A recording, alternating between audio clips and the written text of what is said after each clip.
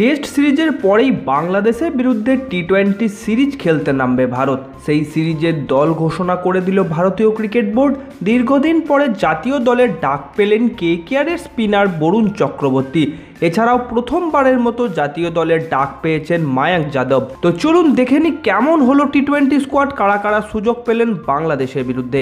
ভারত বনাম দ্বিতীয় টেস্ট শেষ হবে আগামী 1 অক্টোবর। বৃষ্টিতে অলরেডি 3 দিন পার হয়ে গেছে, আর দুদিনে খেলা হলেও ফলাফল পাওয়া যাবে না বললেই চলে। আর তাই ড্র হতে চলেছে ভারত বনাম বাংলাদেশ দ্বিতীয় টেস্ট ম্যাচটি। তাহলে টেস্ট সিরিজ শেষ হলেই 6 অক্টোবর থেকে খেলা হবে প্রথম টি-20 ম্যাচ। আর সূর্যকুমারের নেতৃত্বে সম্পূর্ণ নতুন স্কোয়াড ঘোষণা করে দিয়েছে বিসিসিআই।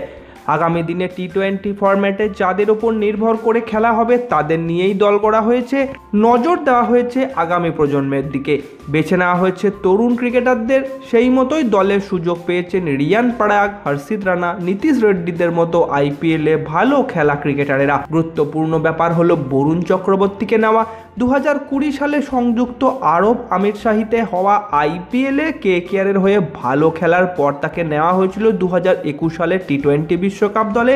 প্রায় প্রত্যেকটি ম্যাচে খেলেও দাগ কাটতে পারেননি। মাত্র 6টি টি-20 খেলার পরই আচমকা হারিয়ে যান জাতীয় দল থেকে। তবে গতবারের আইপিএলে ভালো খেলেছেন, কেকেআরকে চ্যাম্পিয়ন করতে গুরুত্বপূর্ণ ভূমিকা নিয়েছেন।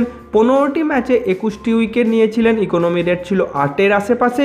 ফলে খুব খারাপ পারফরমেন্স নয়। ঘরের মাঠে তার স্পিনের কার্যকারিতার কথা ভেবেই বেছে নেওয়া হয়েছে বরুণ চক্রবর্তীকে। এছাড়াও গুরুত্বপূর্ণ হলো মায়াঙ্ক যাদবকে ডাকা। লখনৌ সুপার জায়ান্টসের বোলার গত আইপিএলে টানা 150 কিলোমিটার ওপর বল করে হইচই ফেলে দিয়েছিলেন।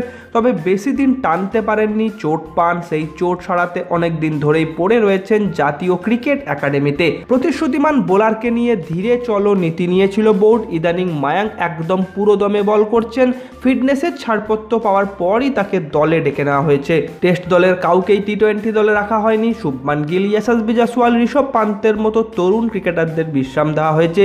সম্পূর্ণ নতুন দল বেছে নেওয়া হয়েছে টি-20-র জন্য।